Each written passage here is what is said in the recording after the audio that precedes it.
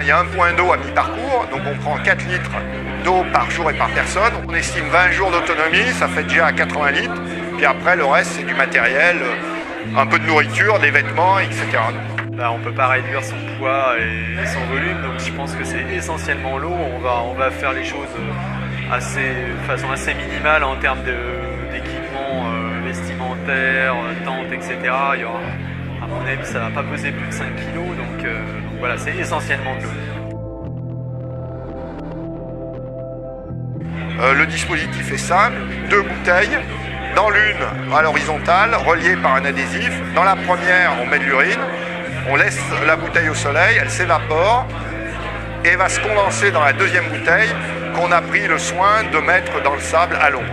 Je pense qu'il faudra surtout qu'on compte sur nos réserves d'eau propres.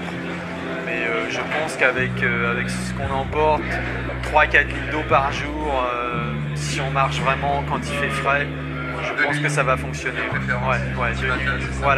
De nuit au petit matin, et s'arrêter les heures les plus chaudes, on va rester immobile.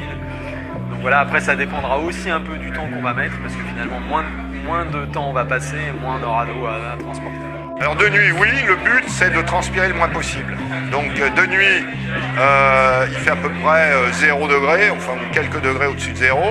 Donc on transpire peu, par contre le jour ça peut monter à 40-50 degrés. Donc là par contre, bouger le moins possible, être à l'ombre sous une bâche. S'il doit vraiment arrêter parce qu'il n'est pas en forme, parce qu'il tombe malade, il se fait mal, si on peut le récupérer et si l'autre peut continuer, il continue. Bah écoute, on sait pas ce qui peut arriver, hein. Effectivement on peut tomber malade, on peut se faire une cheville, tout bêtement, avoir un problème physique de tendon ou autre. Je pense que là, ce qui est plus ou moins convenu, c'est que s'il y en a un qui doit arrêter pour des raisons impératives, l'autre va essayer de continuer, hein. Il faut au moins qu'il y en ait un des deux qui arrive au bout, mais enfin a priori le but c'est aussi d'arriver à le faire ensemble. Quand je cours l'ultra-trail du Mont Blanc, j'ai pas de prétention si ce n'est de terminer. Je vais pas me mettre à gagner l'ultra-trail du Mont Blanc, alors que c'est pas. Donc, moi, si vous voulez, tout m'intéresse.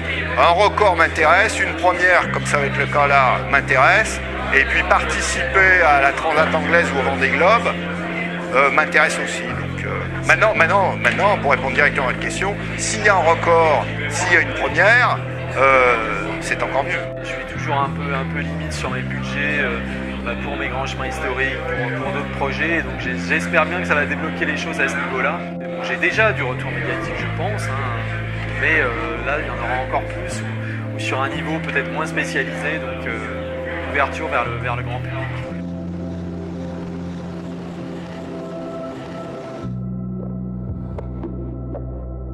Ah non, là, pas question.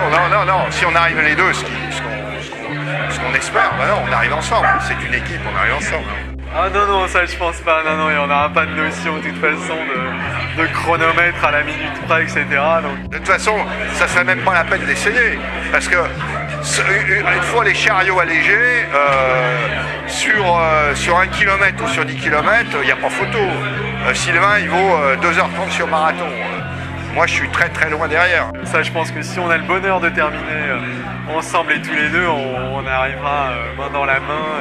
Et ça, il n'y aura absolument pas de compétition à ce niveau-là.